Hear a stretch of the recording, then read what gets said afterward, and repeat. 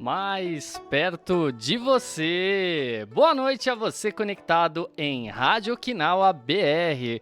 Olha, eu sou Hélio Macedo, segunda-feira com mais um Rádio Okinawa Entrevista. Você que acompanha pelo nosso canal no YouTube, @Rádio Okinawa BR, e já está inscrito, sempre dê aquele like para nos ajudar e também convide os seus amigos para curtirem o nosso canal. E hoje temos a honra de receber o primeiro arcebispo nipo-brasileiro, Dom Júlio Endiakamine. Boa noite. Boa noite, Hélio. Boa noite a todos aqueles que nos acompanham pela Rádio Okinawa.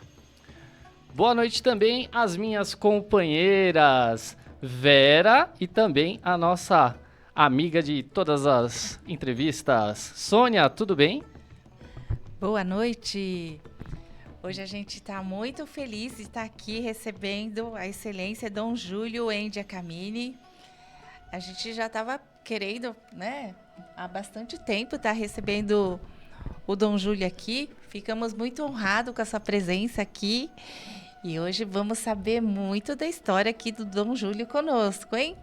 Né, Verinha? Sim, boa noite a todos que nos acompanham. Boa noite, Dom Júlio. Muito obrigada mesmo por nos atender, que foi muito difícil, a sua agenda é muito, né? Graças a Deus, muito difícil. Então, que bom.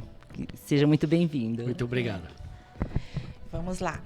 Dom Júlio, vamos começar do início. E aí a gente gostaria de saber, assim, o senhor nasceu lá em Garça, em 1962, né? E como que foi a sua vocação de ser padre? Como que foi, né, esse início? Eu sei que tem que estudar muito, né? E aí a gente gostaria de saber como que foi tudo essa sua trajetória aqui pra gente. Bem, conforme você mesmo disse, né, eu nasci em 1962 na cidade de Garça. É uma cidade do interior de São Paulo, perto de Marília. Marília é a cidade maior, né, mais conhecida. Com 3 anos e meio, a minha família se mudou aqui para São Paulo. Então vieram os meus avós paternos, meu pai e minha mãe, eu e minha irmã. E viemos morar aqui na Vila Carrão, na Avenida Conselheiro Carrão. E aí começou a nossa história aqui, né, em São Paulo. Quando criança, então, eu frequentei a catequese na paróquia Santa Marina Virgem, que tem uma relação aqui, né, com a Associação Okinawa. Acho que foi junto com a paróquia Santa Marina que começou também o Festival Okinawa, que é bastante conhecido, né, aqui em São Paulo, no Brasil. E foi ali então que eu comecei minha caminhada, né, na vida cristã.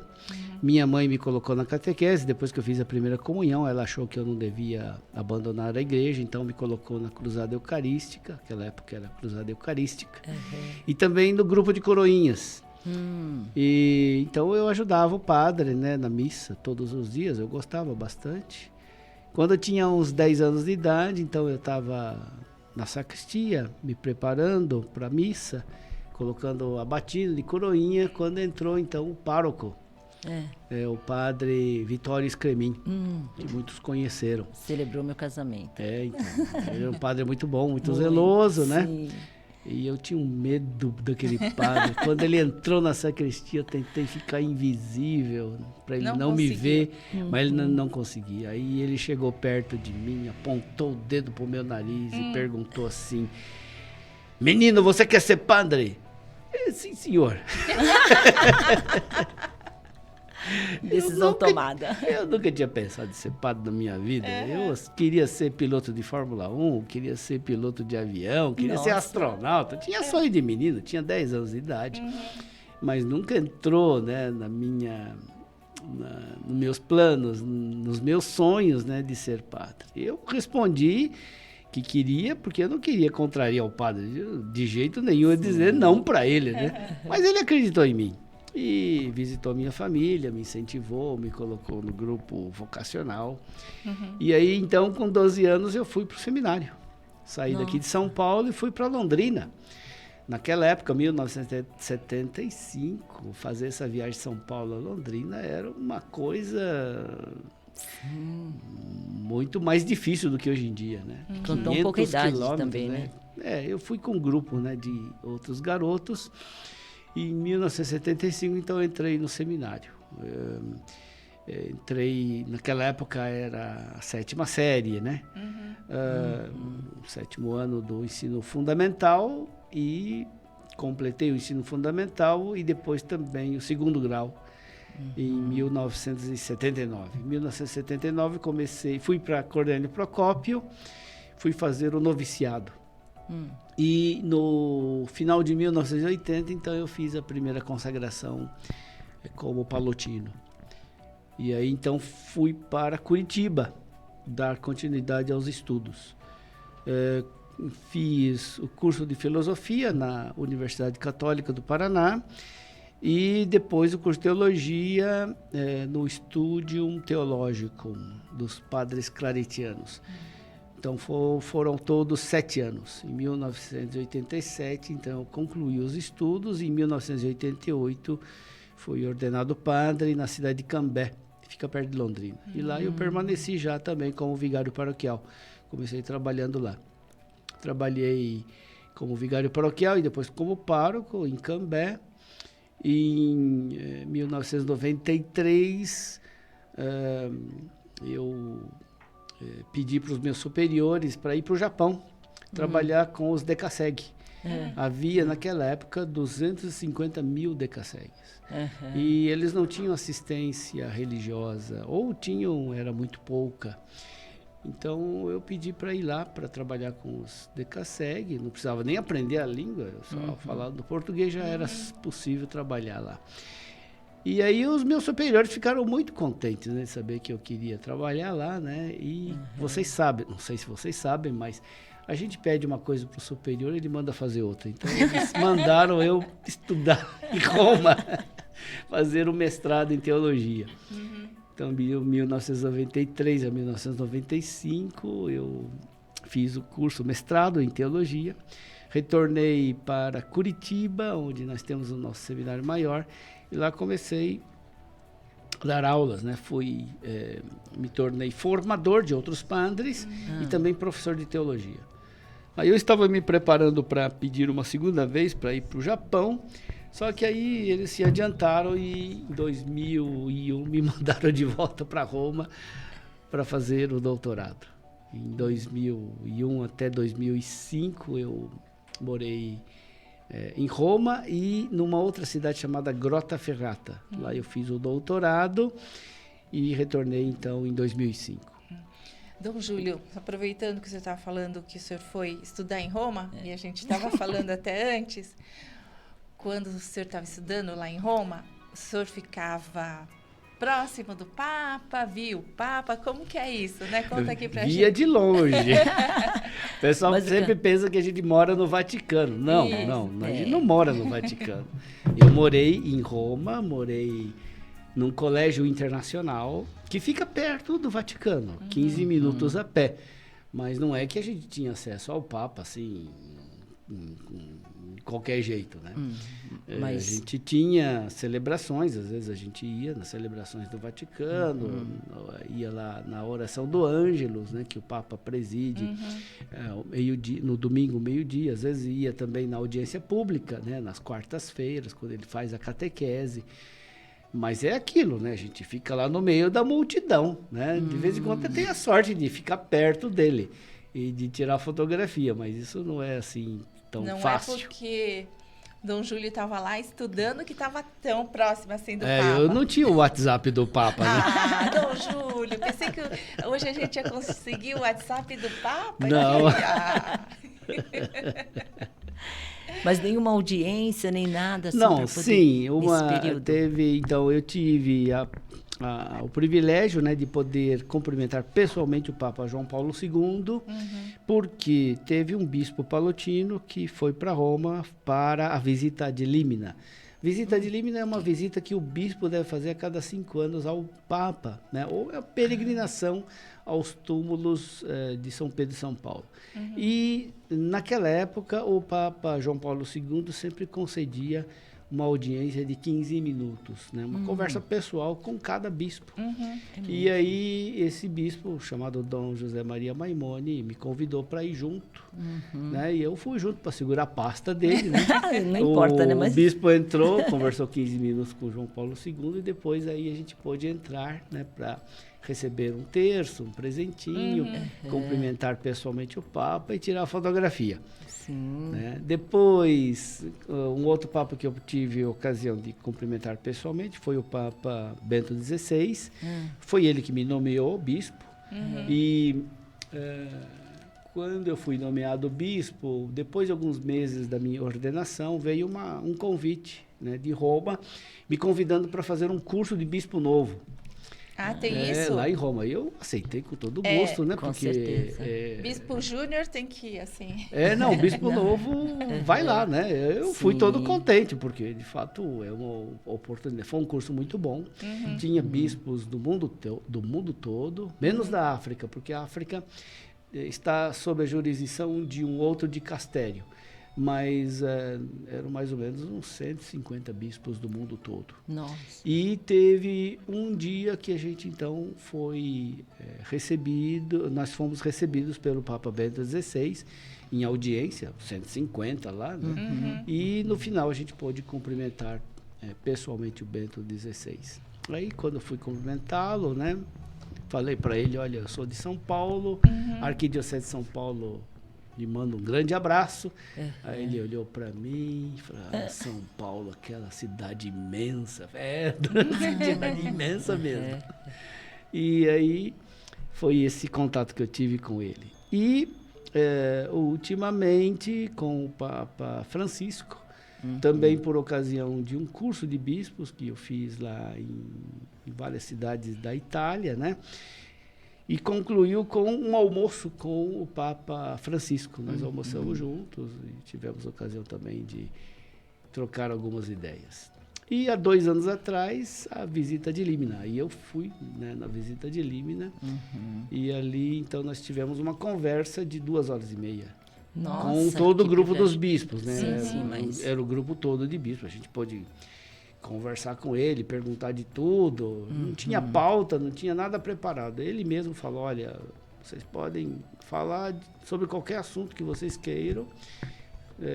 Podem perguntar o que vocês desejarem. A gente conversou sobre questões, né, que nos preocupam, né, questões do mundo todo, né, também do Brasil, da América Latina. Foi uma conversa muito, como é que eu posso dizer, muito proveitosa, né, muito boa, né, no sentido de a gente receber informações de primeira mão do próprio Papa. Né? Teve um momento que, então vocês sabem, né, que o Papa está com limitações de movimento, não está conseguindo andar muito bem, né? Sim. Teve um momento então que um bispo ousou perguntar para o Papa, né, santidade, estão dizendo aí que o senhor vai renunciar porque está com um problema aí na perna, né, tudo. E aí ele respondeu de maneira muito bem-humorada, né? Falou, olha, eu governo a igreja com a cabeça, não com a perna. Ai, que... Muito sábio, É, né? muito, muito sábio. Tá Então, certo. tive esse contato com, assim, muito rápido, né? O contato mais longo foi com o Papa Francisco, nesse diálogo que nós tivemos na visita ad limina. Tá certo. E, Dom Júlio, uma curiosidade. Quando vocês estão, todos os bispos, assim, vocês falam inglês? Todos eles falam na sua língua? Como que... Depende, né? Depende. No curso de bispos a gente tinha vários idiomas, né? Os principais eram as línguas latinas. Então, o português, nós tínhamos o grupo de fala portuguesa, era o grupo mais numeroso, porque eram bispos do Brasil e de Portugal. Nós éramos o maior grupo, né, de língua portuguesa. Mas não se falava o português. Falávamos o italiano, o italiano, espanhol, francês, inglês e alemão. Aí era mais difícil para mim o alemão, eu precisava da tradução simultânea, né? Esse era o mais complicado. Os outros idiomas dá para entender, dá para a gente acompanhar bem, né? para falar, para se comunicar, eu me comunicava sempre com o italiano, que era a língua que a maioria das pessoas, dos bispos falavam, né? A grande maioria estudou em Roma, então conhecem o idioma italiano. Inclusive, também foi o italiano que me ajudou a me comunicar com o bispo de Okinawa. No ano passado eu fui em Okinawa, fui visitar o bispo de Okinawa, nós almoçamos juntos. E foi muito interessante aquele almoço, porque ele falava italiano, né, comigo, mas era o bispo emérito, aposentado. E tem o bispo diocesano que é americano, falava inglês e japonês. Depois tinha uma irmã que falava japonês e português. Depois tinha o meu irmão que só falava português.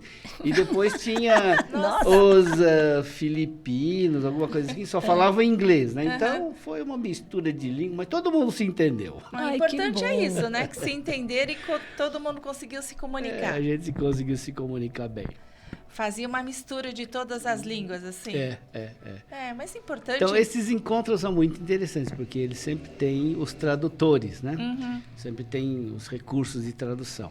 É lógico que é muito melhor quando a gente entende o idioma sem precisar da tradução.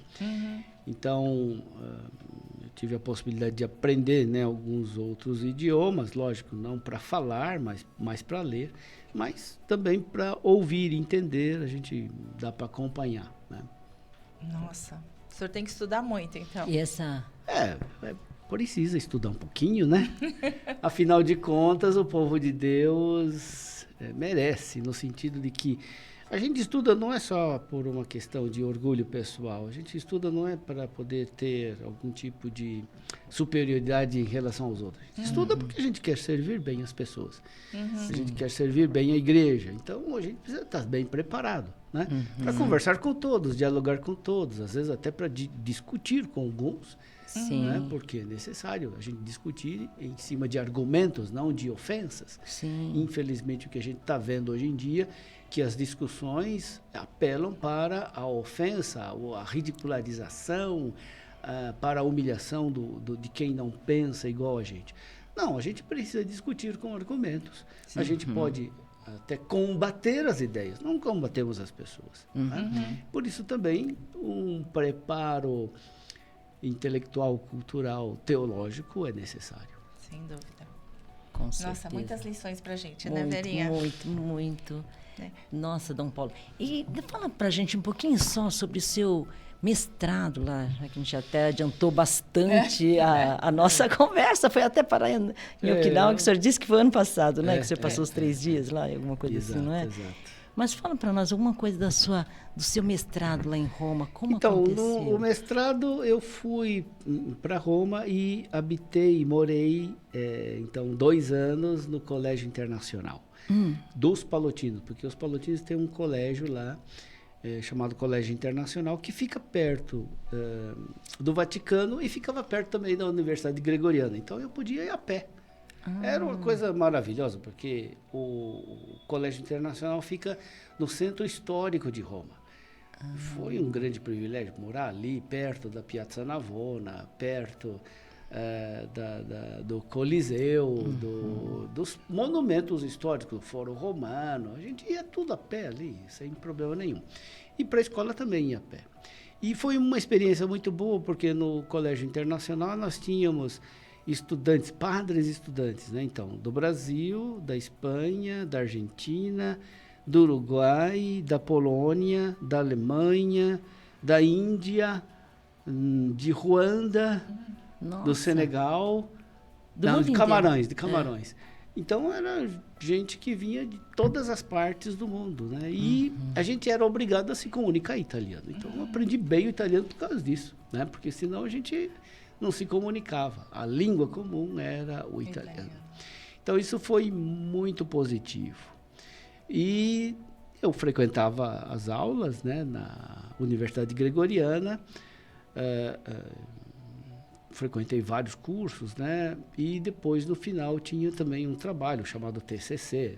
Lá eles chamam de tesina, né? Então, tem uma monografia que a gente prepara, né, entrega, e depois, se aprovada, a gente recebe o título, né, de Na Itália chama-se licenza, corresponde ao mestrado aqui no Brasil. Então é isso. É aquilo lá de vida de estudante. Ir lá, né?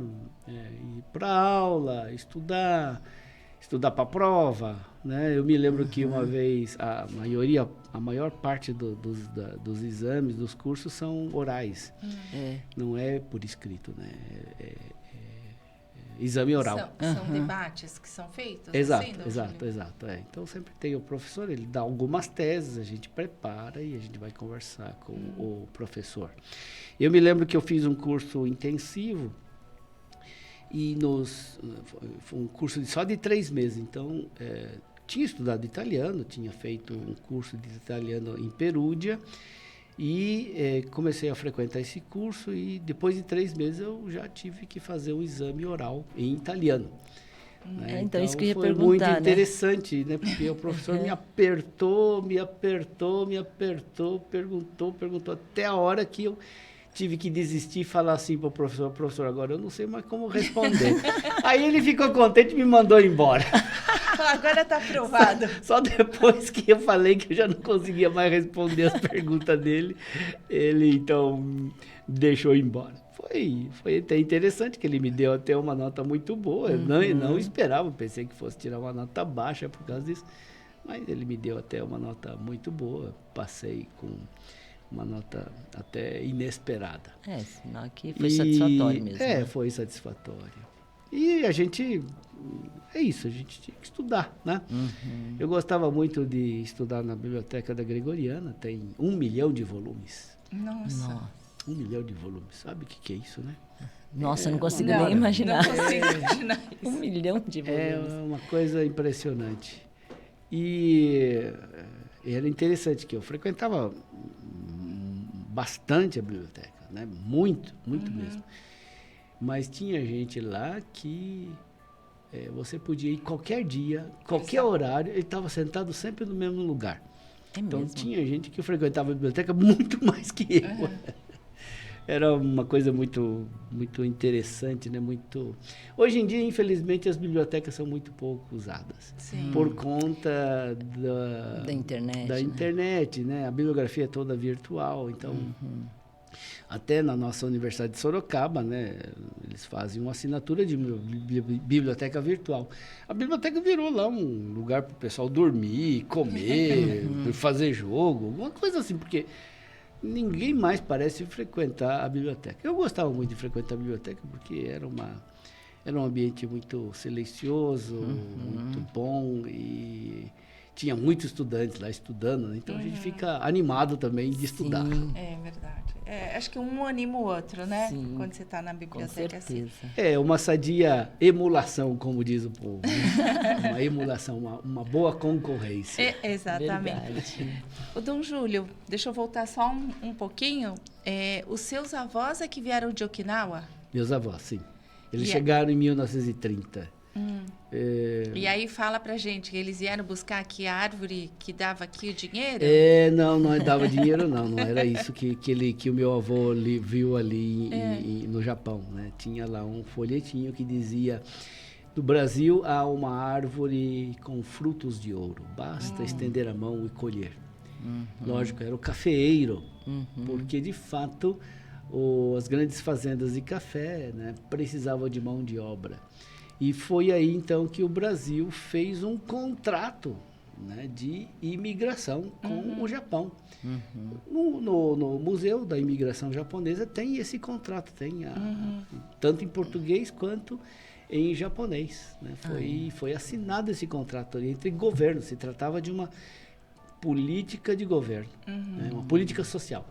E, então, os meus avós vieram... pensando que aqui tinha esperançosos ouro em árvore, né? Foi isso que eles pensavam que tinha. A minha avó materna, ela falsificou os documentos e veio para o Brasil com 16 anos de idade, com uma família arranjada. Ou seja, ela veio como filha de um pai e uma mãe que não eram seus pais. Né? Eles falsificaram os documentos e diziam que se tratava da mesma família. Chegando aqui, cada um foi para o seu canto. Por que isto? Porque no contrato também entre o Brasil e o Japão, eles só podiam mandar núcleos familiares. Eles não podiam vir sozinhos.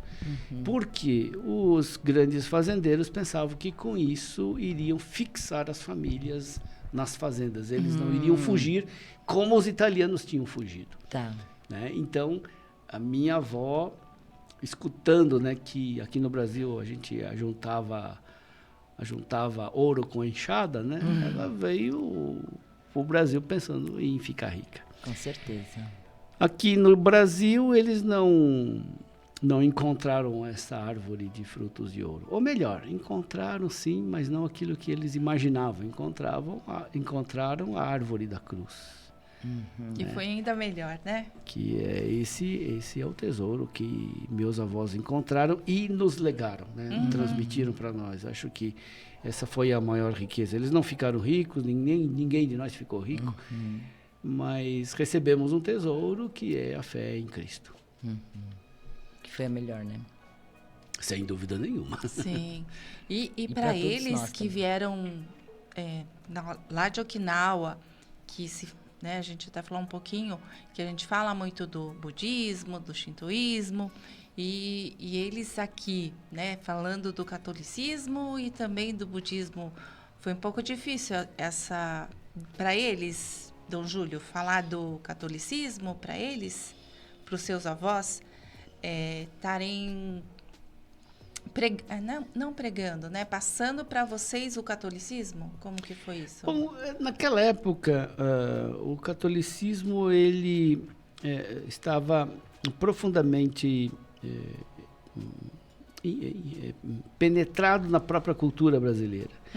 Então, eu acho que o próprio fato de eles receberem a cultura brasileira, receberam também a fé cristã, né?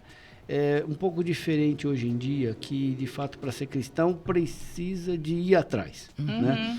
Naquela época a gente quase que era levado, né, a ser cristão, a ser católico. Essa era a religião aqui do Brasil, né? E como que isso foi quase que um movimento natural, né?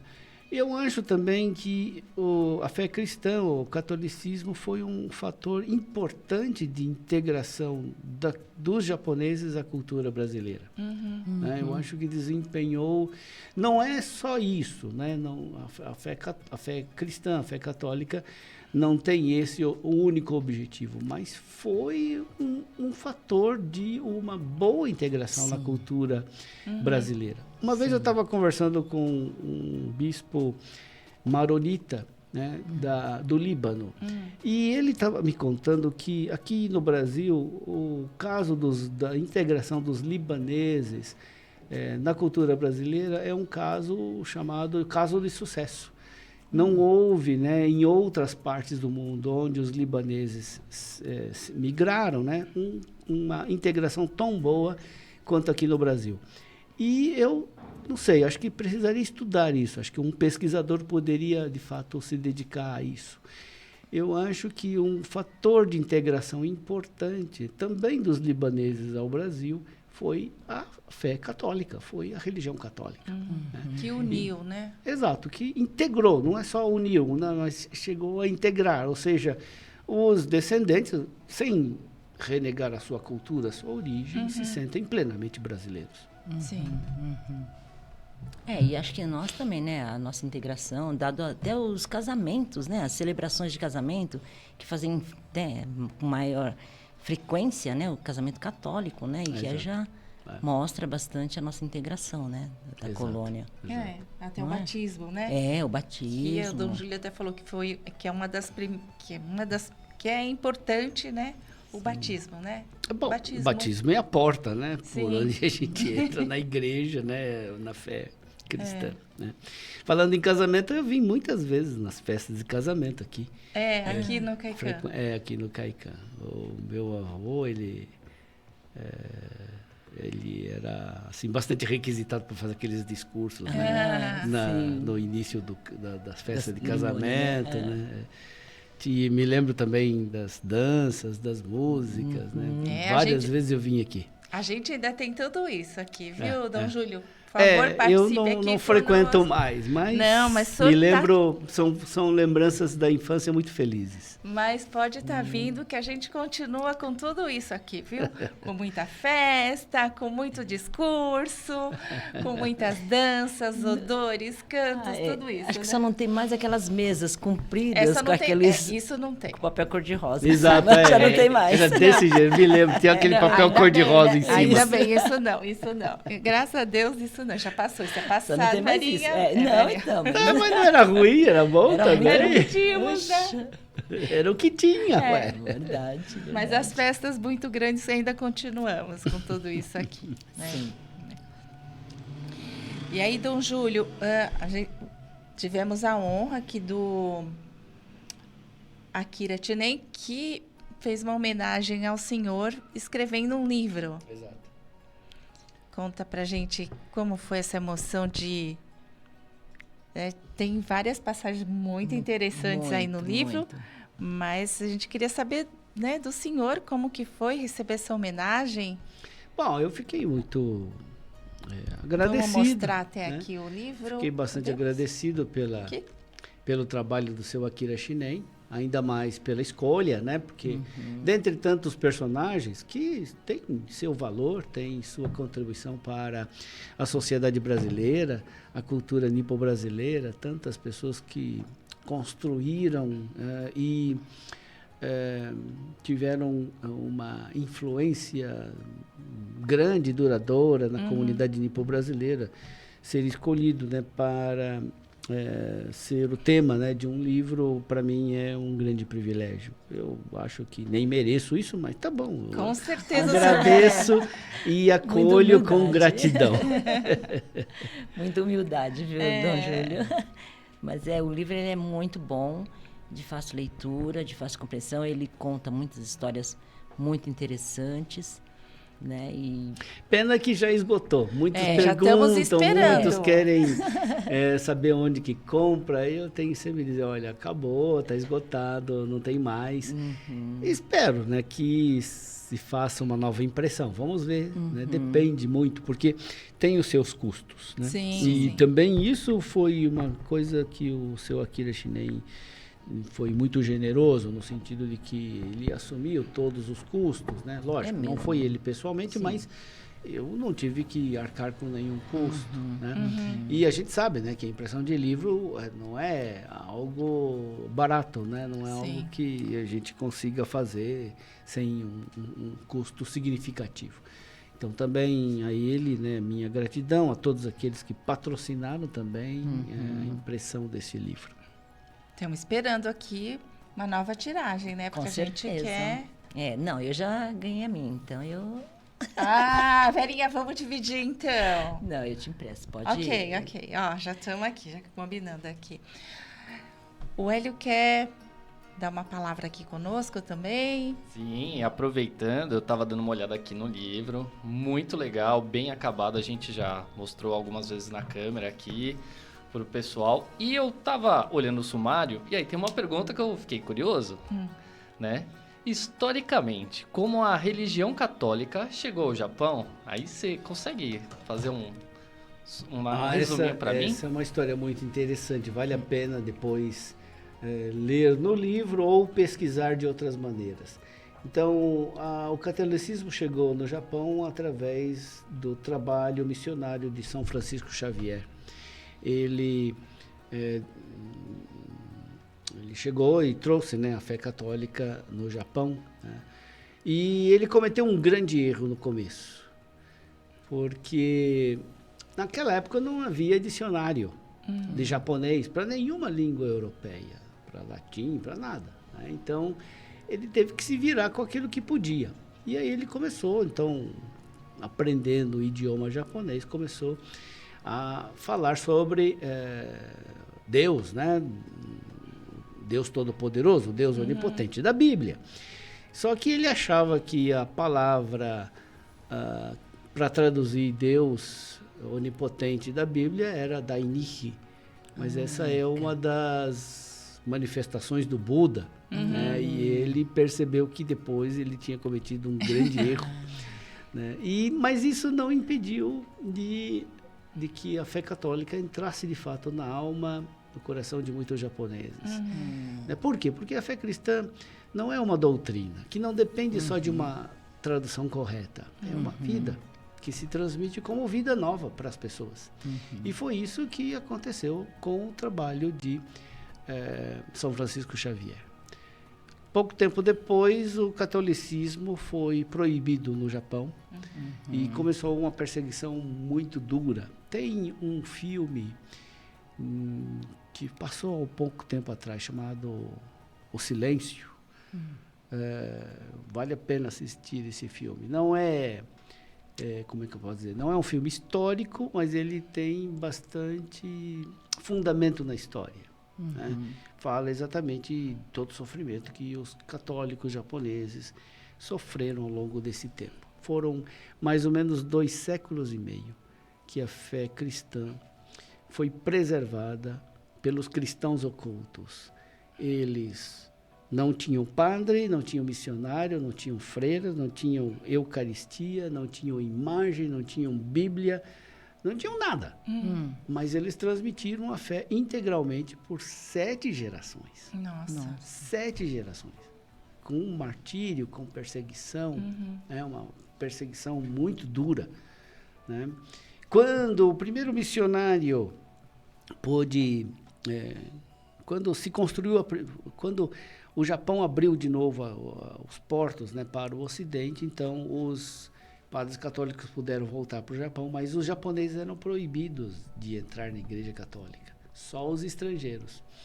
E em Nagasaki tem a chamada Igreja de Oura, né, ali estava o padre Petitjean, que era francês, e ele um dia viu lá umas mulheres, né, que vinham como pescadoras, e entraram na igreja escondido, né? E perguntaram para o padre assim, onde está Nossa Senhora com o menino Jesus? Olha só, aquela mulher que perguntou isso nunca tinha visto uma imagem de Nossa Senhora com o menino Jesus. Nem a mãe, nem a avó, nem a bisavó, nem a trisavó, nem a tataravó, nem a pentavó. Sim. Né? E ela questionou a imagem. E o padre levou aquele grupo de mulheres para a imagem. Eu vi essa imagem lá na igreja. Tem a imagem de Nossa Senhora com o menino Jesus e elas reconheceram que era de fato Nossa Senhora com o menino Jesus. Então, isso é um milagre. Como é que gerações que nunca tinham visto, nunca tinham confessado, nunca tinham ido à missa, não puderam, né? Como é que elas mantiveram, né, estas 7 gerações, né, mantiveram a fé cristã integralmente? É um verdadeiro milagre. Sim. Eu visitei o Museu dos Católicos lá em Nagasaki e lá eu vi uma imagem, né, de uma divindade budista. Eu fui lá, fiquei curioso, mas por que tem essa divindade budista aqui no Museu dos Católicos? Né? E aí fui ver, né, a inscrição, explicando, né, a imagem chama-se Maria Kanon, porque é uma imagem budista, mas nela os católicos veneravam Nossa Senhora. Porque se alguém visse eles diante daquela imagem, pensariam que era um culto budista, mas na verdade era Nossa Senhora. Para eles era Nossa Senhora, né? Era a necessidade de poder esconder, né, o verdadeiro culto que eles tinham. Então foi uma história de heroísmo, né, o catolicismo no Japão. E não podemos esquecer que foi em Nagasaki, exatamente no quarteirão, no bairro de Urakami, onde caiu a bomba atômica, que é o lugar, o centro dos católicos. Que onde o senhor foi visitar? Fui visitar também, foi uma experiência muito impactante, né? A gente vê, né, todas essas coisas, né, que faz parte, né, da história, né, do catolicismo e também história do Japão. E o catolicismo aí passou a ser liberado, passou a ser... Depois de muito tempo, depois de muito tempo ele foi permitido, né? Depois de muito tempo, porque Esse padre, quando ficou quando essas mulheres se revelaram como católicas para esse padre Petit Jean, então ele se disfarçou também e foi atender esta comunidade escondida, né? E descobriram, e todos eles foram mandados para o exílio. E 20% não voltou mais, morreu no exílio. Nossa. Só puderam voltar porque houve pressão internacional. Né? Houve uma pressão internacional para permitir que eles retornassem. Lógico que eles retornaram, estava tudo destruído, né? Tinha que recomeçar tudo do zero de novo, né? Então, uma vez eu me encontrei com um médico geriatra, como é que é o nome dele? Dr. Moriguchi, né? Dr. Moriguchi. Ele foi conselheiro, foi perito do Papa Paulo VI. Ele falava 10 idiomas. Nossa. E ele era do Japão, trabalhou no Vaticano como perito do Papa Paulo VI, e depois ele veio aqui para o Brasil convidado no Rio Grande do Sul para fundar a cadeira de geriatria. Então a geriatria tem um pai que se chama exatamente Dr. Moriguchi, né? E ele é católico. Né? Descendente desses católicos ocultos. Eu conversando com ele, ele contava com lágrimas nos olhos, né? O martírio do avô dele. Né? O avô dele, botaram ele de joelhos, né? Mandaram fazer a concha com a mão, encheram de gasolina e falaram: renegue a fé. Não, renego. E tocaram fogo nele. Né? Nossa. Então, como é que eu posso dizer? É uma história de heroísmo mesmo. Sim. Né? Admirável. Sim. Né? Poxa vida.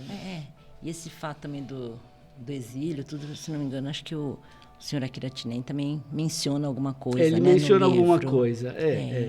Tem um livro chamado Hino a Nagasaki, que é escrito por um padre chamado Paul Glynn. Eu recomendo a leitura desse livro, porque fala de um grande católico, né, que está em processo de beatificação, que chama-se Paulo Takashi Nagai. E nesse livro se conta também toda a história, né, o início, né, da evangelização, né, no Japão, a história das dificuldades pelas quais a perseguição dos cristãos, né, e depois chegando então a esse personagem muito importante também, que era de Nagasaki. Ele foi também vitimado pela bomba atômica. Lógico que ele sobreviveu, ele e 2 filhos, né, um filho e uma filha. A esposa faleceu porque a bomba atômica então caiu nas imediações onde ela morava. Então, só que ele estava doente, ficou com leucemia, né, porque ele era um médico radiologista. E deu um testemunho muito bonito, né, da fé. É um livro muito interessante que valeria a pena ler. Hino a Nagasaki. Hino a Nagasaki, Paul Glynn. Vamos ler, hein? Vale a pena. Aqui. Dom Júlio, o senhor também, na sua viagem, foi para Okinawa? O ano passado, então, nós fomos para o Japão. Fomos um grupo, né, eu pedi para que não fosse só uma viagem turística, mas que a gente pudesse fazer também um percurso religioso. Por isso nós visitamos, antes de chegar no Japão, visitamos a Coreia. E fomos no Santuário dos Mártires Coreanos. Foi uma experiência muito bonita, porque a gente teve a oportunidade de ver também o heroísmo, né, dos cristãos coreanos, né? Por exemplo, lá tinha um poste, né, de granito, né, com um buraco no meio, né?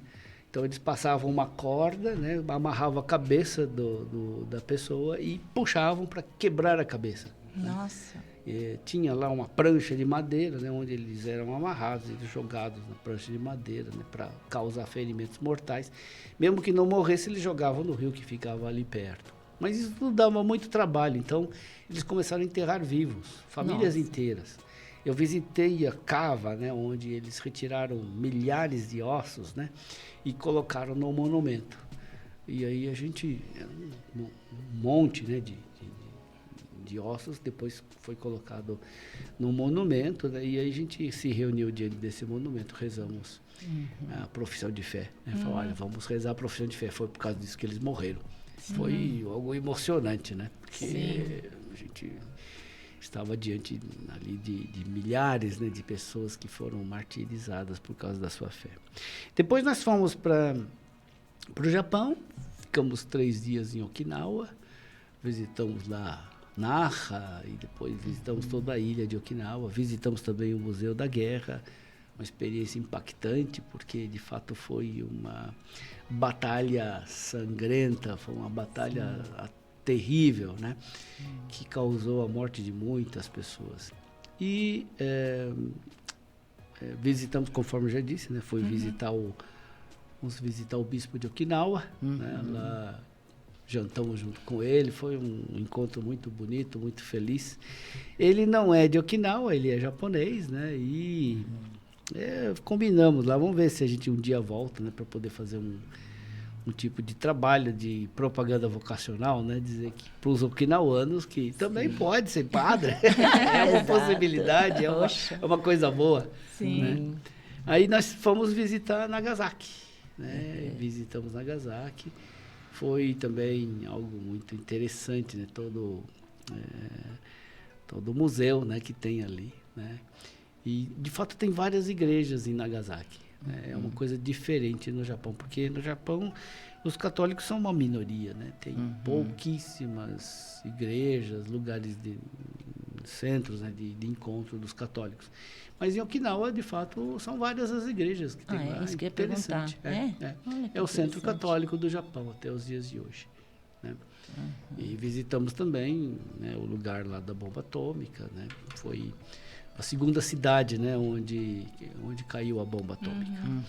Visitamos depois Tóquio, Hiroshima, Gotemba, fomos no Monte Fuji. Não subimos, mas vimos ele. Estava maravilhoso, majestoso.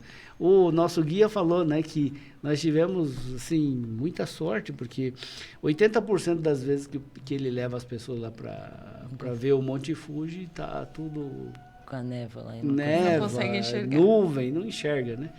Mas aquele dia, era o dia inteiro, né? Dava para ver muito claramente o Monte Fuji. Foi muito bonito. Bom, por que nós estávamos falando tudo isso? Por causa da... Que eu questionei o senhor como que tinha sido a viagem de Okinawa. E aí o senhor já falou de todos os locais que vocês passaram, né? Exato. E na volta nós ainda passamos pelo Catar. Uma semana antes da Copa do Mundo. Nossa, devia estar lotado. Já estava bastante movimentado, né? O hotel em que a gente estava foi exatamente o hotel que estava preparado para a seleção japonesa. Né? Foi interessante isso também. Mas isso foi para poder quebrar a viagem no meio, né? Para não fazer a viagem toda pra de uma vez. Não ficar tão cansativo, ninguém né? aguenta, né? Muitas horas de voo. Mas em Catar, o senhor ficou pouco tempo? Ficamos acho que 2 dias lá. Não foi muito tempo, não. Só o tempo da gente poder... Mas aí descansar. deu para ir para Abu Dhabi, não? Não, só o Catar. Não dá para abusar, né? Não sei, né? Porque lá também tem... Como se fosse esqueci o nome, mas como se fosse a igreja, né? Dos muçulmanos. Mesquita, sim. A mesquita. Vimos várias mesquitas lá, né? A gente não entrou, porque, de fato, só para os muçulmanos, né? A gente viu por fora. Mas, então, foi um tour católico, assim? Procuramos, né? Fazer alguma coisa não só turística, né? Também teve lá turismo, sem dúvida, né? Sim. O pessoal gosta de comprar coisa, né? O Monte Fuji acho que foi uma, né, turística, não é? Foi. Então, Na verdade, o Monte Fuji teve uma questão interessante, porque tinha um casal que estava completando 50 anos de casamento. Então, a gente foi numa comunidade de irmãs, acho que salesianas. Lá nós celebramos a missa, celebramos os 50 anos deles, né? Nossa, que honra, E hein? depois nós fomos pro hotel, onde teve o jantar festivo, né? E esse hotel, ele tá bem na frente do Monte Fuji, né? Então, a gente abria a janela do quarto, assim, e a gente via Nossa, o que Monte delícia. Fuji, né? De manhã cedo, eu abri a janela, vi o Monte Fuji. Foi uma surpresa, porque eu não esperava ver, né? Ele falou, eles estão bem na frente, né? E foi muito interessante. E por isso também teve esse aspecto, como é que posso dizer, religioso, né? Porque também celebramos, né, a missa, pudemos celebrar os 50 anos do casal. Com fundo do Monte Fuji. Veja que chique. Muita honra, né? Ainda com o arcebispo, né? Assim, foi uma celebração muito bonita, muito, como é que eu posso dizer? Celebrada com grande respeito, reverência, participação pessoal. Foi muito bonito. Com certeza. Que bom. E agora voltando aqui, né? Assim, eu estava lá viajando, mas agora vamos voltar aqui, né? Para o Brasil. E a gente está numa época da Quaresma. Exato. Que é uma época muito de reflexão, né? Dom Júlio, eu gostaria que o senhor explanasse aqui para nós o que é essa época de Quaresma, por que dessa reflexão, né? Que a gente deve ter nesse período. Bem, no ano litúrgico nós temos duas grandes solenidades, né? Que é o Natal, a encarnação, o nascimento de Jesus, e a Páscoa, morte e ressurreição de Jesus. A Páscoa é a celebração mais importante do calendário litúrgico. A Páscoa, então, tem uma preparação que nós chamamos de Quaresma e tem um prolongamento que nós chamamos de tempo pascal. Então, 40 dias antes, então nós vivemos o tempo da Quaresma, a preparação. A Quaresma é um tempo um tempo penitencial. A preparação consiste na penitência. O que é penitência? Penitência significa lutar contra o pecado. Né? Não só lutar contra o pecado, mas com a graça de Deus vencer o pecado. Então, durante a Quaresma, a gente sempre tem os exercícios quaresmais, né? O jejum, a abstinência, a caridade, né? Tem as 3 práticas tradicionalíssimas, né, do cristianismo, que é a esmola, a oração e o jejum. Então, é um tempo propício, né, para a gente buscar mais a vida de oração, buscar mais a caridade, né, a ajuda, a solidariedade para com os mais pobres e a prática do jejum e também a abstinência. É um período também em que a gente procura também se confessar, né? Sempre exortamos, encorajamos as pessoas a fazerem uma boa confissão de preparação para a Páscoa. Agora, durante o tempo da Quaresma, lá na Arquidiocese de Sorocaba, nós temos vários mutirões de confissão. Então, se reúnem 10, 15 padres para poder atender as confissões das pessoas, né? Às vezes, a gente atende lá centenas de pessoas numa noite, né? E para poder preparar as pessoas, né, para a Páscoa. Então, a Quaresma tem esse aspecto penitencial, né, de algumas práticas que são próprias da Quaresma, né? E aqui no Brasil tem a originalidade da campanha da fraternidade. Então, no mundo não existe outro lugar onde se faz isso, né, a campanha da fraternidade. A campanha da fraternidade é uma iniciativa da Igreja Católica aqui no Brasil muito interessante, porque a campanha da fraternidade chama a atenção sempre para a conversão social. Né? Não é só a conversão pessoal, interior do coração. Não, isso sem dúvida nenhuma. Né? A gente precisa buscar a conversão pessoal, conversão interior, conversão do coração. Mas a conversão ela precisa ser também exterior e social, comunitária. Por isso que a cada campanha da fraternidade sempre a campanha sempre aponta para uma chaga social, que precisa também da nossa conversão. Porque se existe aquela chaga é porque o coração ainda não está plenamente convertido a Deus. Não é? Neste ano, a campanha da fraternidade é sobre a amizade social. Né? Então, quando a gente estamos vivendo uma situação de guerra, né? Em várias partes do mundo, não só na Ucrânia e na faixa de Gaza, são muitíssimas guerras no mundo. Né? O Papa Francisco usa uma expressão dramática, ele diz assim, é uma 3ª guerra mundial feita em pedaços. Então, se existe essa chaga da guerra, é porque ainda a gente precisa se converter mais. Né? Não basta só conversão individual, precisa de uma conversão social. Né? Então, que nas nossas relações, as relações entre as pessoas, as relações entre os povos, as relações internacionais, as relações econômicas, as relações políticas, estejam baseadas na relação de amizade. Amizade significa o quê? Eleição, escolha. A gente escolhe. Né? Está baseado no afeto. Né? Amizade significa afeto. E amizade significa reciprocidade. Eu amo e sou amado. Né? Mas esta amizade não é uma amizade fechada, somente entre 2 ou 3, ou um grupo limitado. Não, está sempre aberto para acolher aqueles que às vezes não são desejados. Não é? Então, é importante também esta questão da campanha da fraternidade. Né? E é uma campanha da fraternidade que se repete todos os anos. É uma catequese na linha da doutrina social da igreja. Isso eu acho que é uma coisa valiosa, né, da Igreja Católica no Brasil, a campanha da fraternidade. Sim, mesmo porque todos os anos ela muda, né, até o todos tema. Todos os anos foco... sempre tem um tema específico. Isso, e o já foco, tivemos né? campanha da fraternidade sobre a mulher, sobre os negros, sobre os encarcerados, sobre a falta de moradia, sobre a fome, a educação, a ecologia, sobre as pessoas com deficiência física, idosos e assim por diante. Tá certo. Ai, muito bom, hein? Então, o tema desse ano aqui... É fraternidade e amizade social. Muito bem. E vivemos, de fato, num contexto de conflito. Né? Sim. Só ver o que acontece também com a segurança pública, não é? Em que as relações parecem estar baseadas no medo e na inimizade. Verdade. A polarização política. Sim. Né? Vamos ter eleição esse ano. Vamos ver quais são os resultados dessa eleição. Né? Quanta discórdia isso provoca, quanta divisão isso tem provocado nas próprias famílias. Sim. Né? Então, tem alguma coisa errada, a gente precisa mudar isso. Né?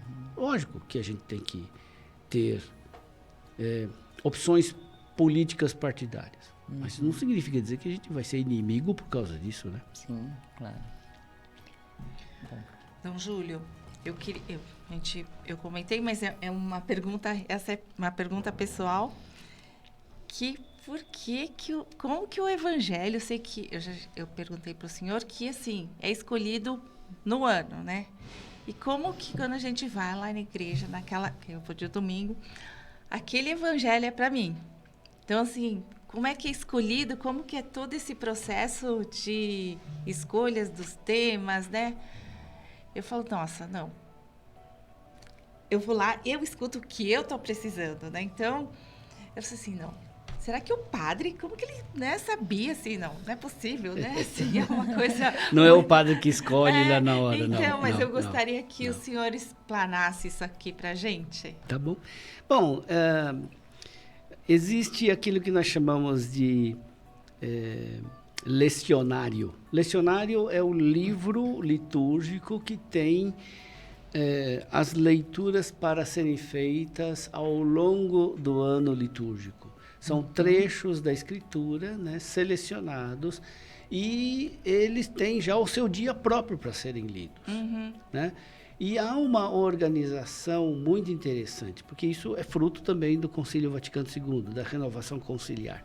O Concílio Vaticano II decidiu que precisaria abrir os tesouros da Escritura, da Bíblia, para o povo, através também de um enriquecimento das leituras que são feitas na missa.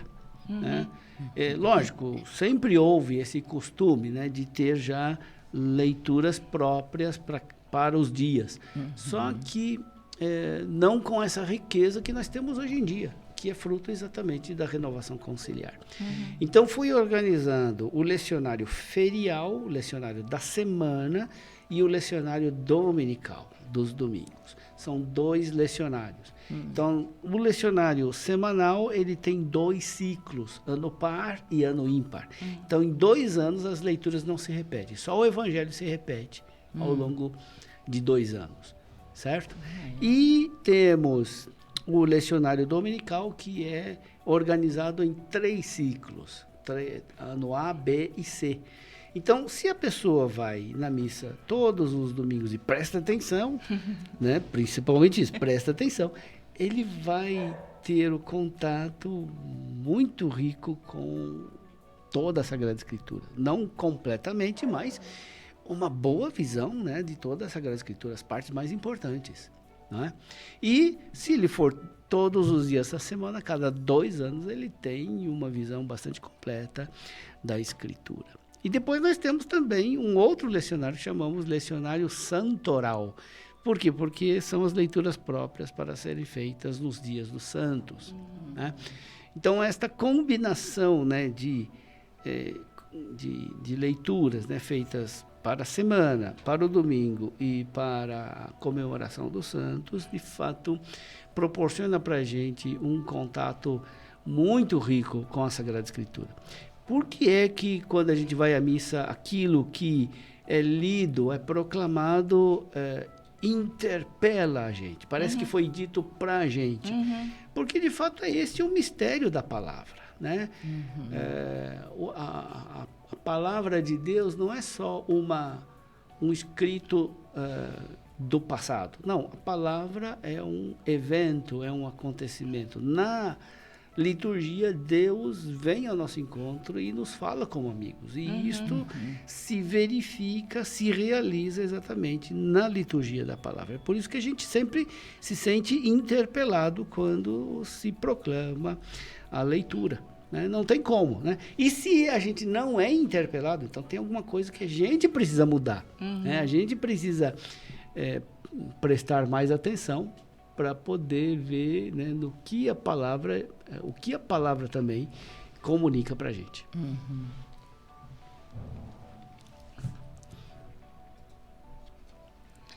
E, Dom Júlio, qual que é o lema mesmo do senhor? O lema.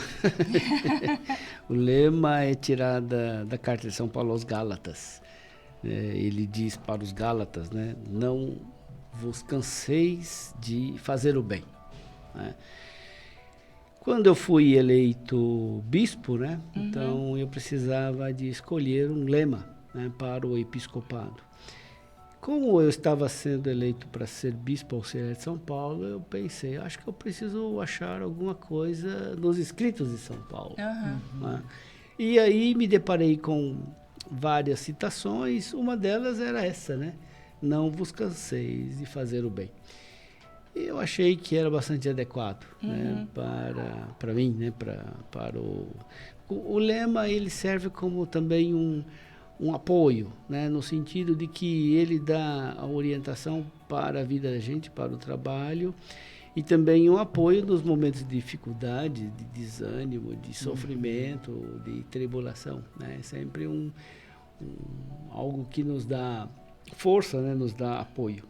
E de fato, acho bastante adequada esta exortação, né? De a gente não se cansar. Talvez a tradução mais fiel seria não desanimar de fazer o bem. Ou seja, a gente deve fazer o bem sempre. Sim. Se dá resultado ou não importa. Né? Importa que a gente faça o bem. Né?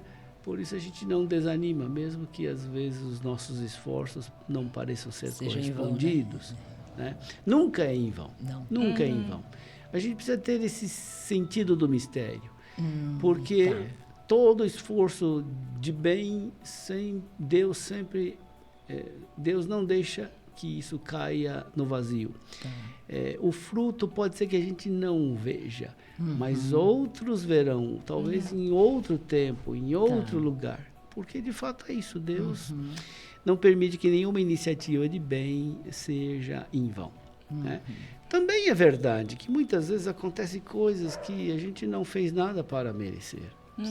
Não é? Sim. E isso é fruto do esforço de pessoas que a gente às vezes não conhece, não sabe. Com certeza. Né? E que se esforçaram e não viram o resultado, Sim. mas os resultados vêm para a gente. Sim. Né? Sim. Aquilo que o Papa Francisco chama de senso do mistério. Então, saber que o bem circula.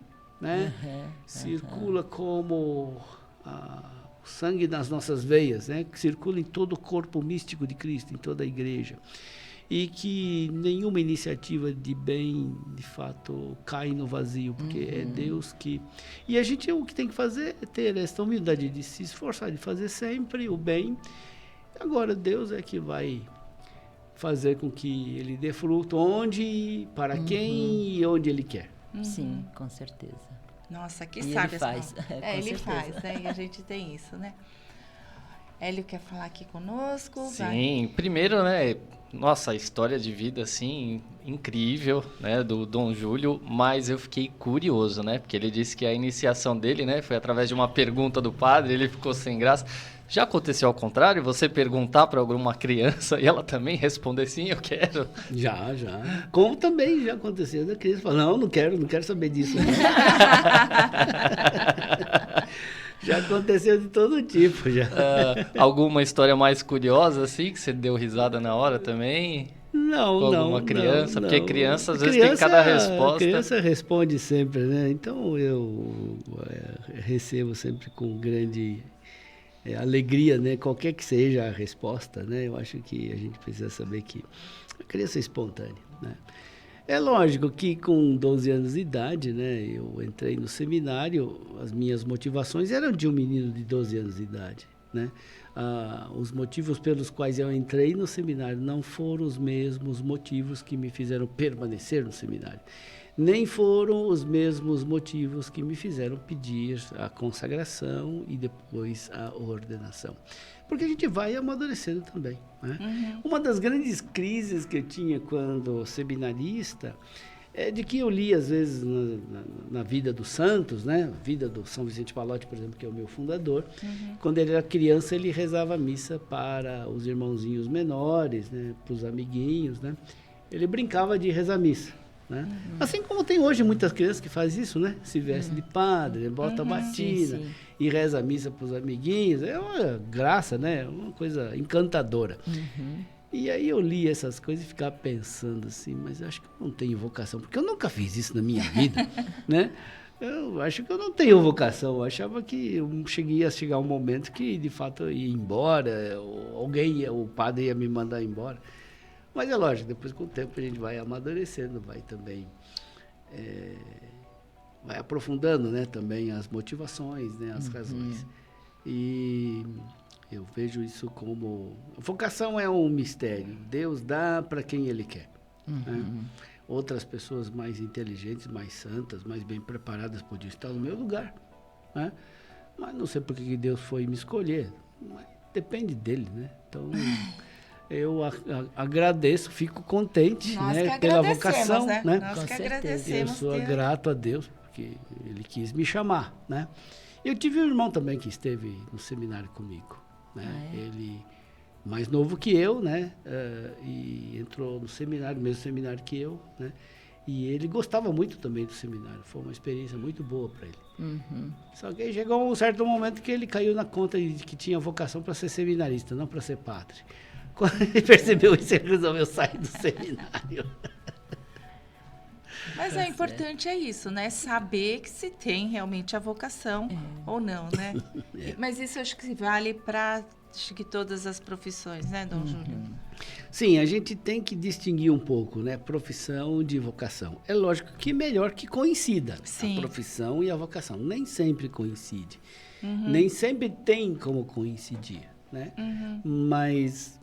E também é isso, né? A vocação nem sempre é uma profissão. O caso de ser padre, de ser bispo, não é uma profissão, não é uma carreira, não é uma função, não é uma vida que a gente assume, né? Não é algo em vista de uma função, né?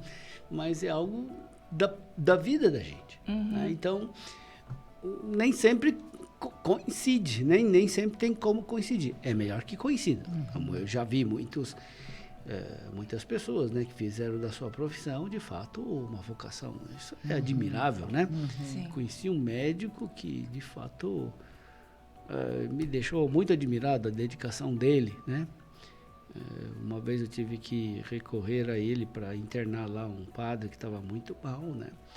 E chegamos cedo no consultório dele, ele atendeu muito bem, depois internou, né? E depois, à meia-noite, ele apareceu no hospital, no quarto, para ver como é que estava o meu co-irmão, né? E ele não tinha almoçado ainda. Ia tomar uma sopinha, né? Uma janta no final. Eu falei, não sei como é que esse homem aguenta, né? Fato é porque, de fato, é uma vocação. Não é só o seu ganha-pão, sua profissão. Né?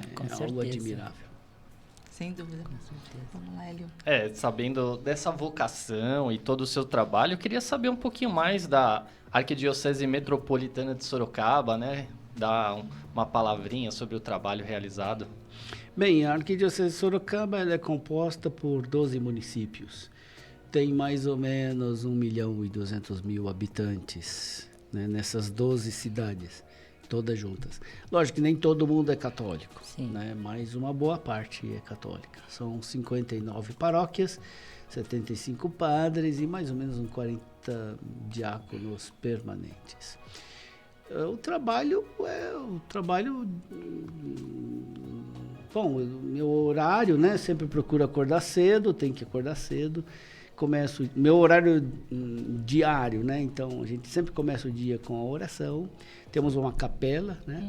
Então, nos reunimos lá, tem um padre, 2 padres que moram comigo. A gente se reúne para fazer a oração da manhã, rezar o terço, tomar um café e depois cada um vai para o seu trabalho. Normalmente, eu tenho atividades ou de dar aulas de teologia ou de atender pessoas na cúria, dar audiências, ou então de visitar os seminários, que tem também os nossos seminários, preciso cuidar da formação deles, né?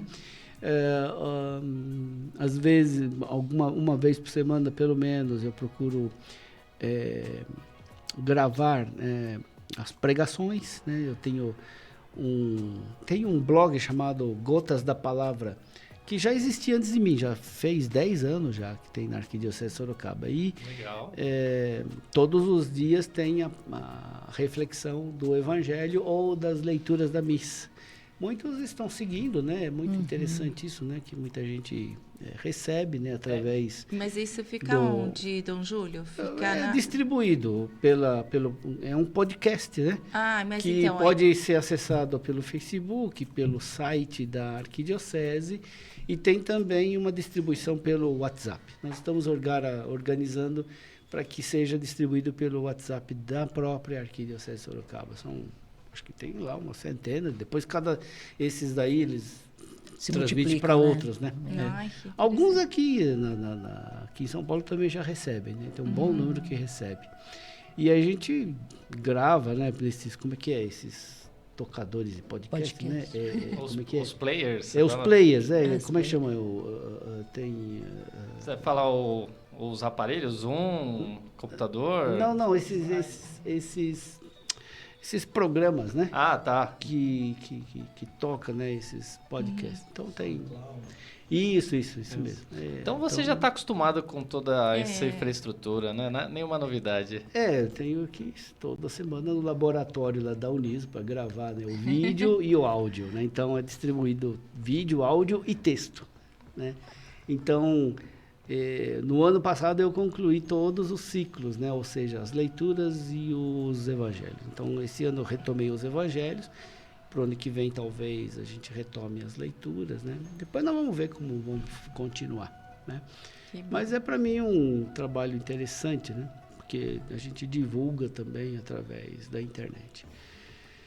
E depois também tem as reuniões, né? Os encontros, eu preciso também coordenar todas as pastorais, né? Agora também assumi como... Tem a regional também, né? Eu fui eleito presidente do Regional Sul 1, né? Da CNBB. Compreende todo o estado de São Paulo, todas as dioceses do estado de São Paulo. Então, são 42 dioceses. Nossa. Lógico, eu não comando todas as 42, porque também é impossível, né? Mas preciso coordenar, né, muita coisa destes 42 dioceses. E é isso. Além disso, tem as missas, né? Sou eu que faço as crismas. Todo ano tenho pelo menos 3.500 crismas, né, no mínimo, né? Depois visito as paróquias, celebro as missas nas paróquias, nas comunidades. Em 4 anos eu visitei mais de 420 comunidades. Então, além das igrejas paroquiais, visitei também as comunidades rurais e urbanas, né? Deu mais de 420. Né? E todas as noites saía por aí, né? Às vezes eram capelas perdidas no meio do mato lá. Nossa. Mas Celebrei as todo. crismas que são feitas lá na região de Sorocaba, dentro dessas Nessas paróquias, as né? paróquias, e aí o senhor marca de acordo... Vou marcando, vou colocando no calendário, né? Tem um calendário bastante cheio. Nossa, é mesmo, hein? 3.500 crismas. Muita coisa. Poderia ser mais. Eu acho que até se fosse mesmo, né? Todo mundo que foi batizado fosse ser crismado, então, aí isso que eu ia seria falar, bem mais. Porque a crisma costuma já ser feita com uma certa idade, né? Exato, Então não são todos que às vezes... Já por são conta adolescentes, jovens, escola, né? Tudo, curso. Às vezes demanda, né? Impedem. Ai, olha, infelizmente o nosso tempo está acabando aqui, mas, Dom Júlio, a gente quer agradecer aqui, a gente ficou muito honrado com as suas palavras, muito sábias, todas elas, um grande aprendizado para todos nós, assim, para mim eu fico muito honrada de ter Vossa Excelência aqui conosco, e a gente quer até que vocês voltem aqui, né, para contar mais histórias aqui para gente. Tá bem? Quem sabe um outro dia, né? Sim, Nem sempre é fácil achar o lugar na agenda, mas a gente pode dedicar tempo também a isso. Eu acho que é importante este contato, né, com a comunidade nipo-brasileira, com, como é que chama? Os Utinanchu, né? Isso. Afinal de contas... Então, eu morei aqui, né? Minha família morou aqui na Vila Carrão, né? Durante muitos anos, frequentamos aqui também, então, a associação, né? E foi aqui também as raízes, né, da nossa história, da nossa vida. Uhum. Mas, se eu quiser deixar uma mensagem aqui para os nossos internautas aqui, a gente vai deixar, tá gravado, né? Vai ficar no YouTube e eles podem depois estar assistindo aqui. Muito bem. Bom, eu quero expressar toda a minha gratidão. A vida de padre e de bispo tem também suas dificuldades, suas cruzes, seus sofrimentos, mas eu posso garantir que também é sempre uma experiência, é uma graça. Eu sempre digo para as pessoas, né, que ser bispo é uma graça exigente, né, muito exigente às vezes, até muito pesada às vezes, mas eu sinto, no fim de tudo, né, uma gratidão imensa, né, porque eu sempre digo, né, que na minha vida eu acho que eu fui mais amado do que amei, mais ajudado do que ajudei, mais apoiado do que apoiei. Eu gostaria de fazer dessa incongruência, dessa diferença, um impulso a mais para poder ajudar e servir as pessoas. Fico muito contente de poder estar aqui com vocês, de conversar com vocês, de entrar na casa de vocês, na vida de vocês, de partilhar algumas experiências da vida de maneira assim muito simples, humilde. Não acho que sou alguém excepcional, extraordinário, mas na ordinariedade da vida, reconhecer que é Deus que conduz a vida da gente, é Ele que realiza as suas maravilhas, é Ele que faz aquilo que é grande. Nós somos pequenos, mas é no reconhecimento da nossa pequenez que Deus pode, de fato, realizar grandes coisas. E é isto que me deixa muito contente e muito agradecido a Deus e também às pessoas.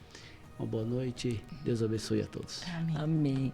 E eu também quero agradecer, Dom Júlio, pelas suas palavras, pelos seus conselhos, pela sua demonstração, tá? Essa nossa fé, né, que vem, assim, tem que ser intensa mesmo, porque nós temos que buscar essa paz, né, mundial. E muito obrigada por tudo. São muito sábios as suas palavras. Muito obrigado. Muito obrigada. Aí eu, Hélio Macedo, agradeço aqui a presença da Sônia, da Verinha, Nilson Nil, da Fabi e, claro, a presença especial de Dom Júlio Endi Acamini. Foi um prazer ter você aqui. Espero que, mesmo com sua agenda apertada, próximas vezes que vier, novas histórias, novas viagens. E você, ouvinte da Rádio Okinawa, fica ligadinho que sempre tem entrevista nova toda segunda-feira e aproveite para dar aquele like e contribuir com a gente, tá bom? Então, obrigado e até mais!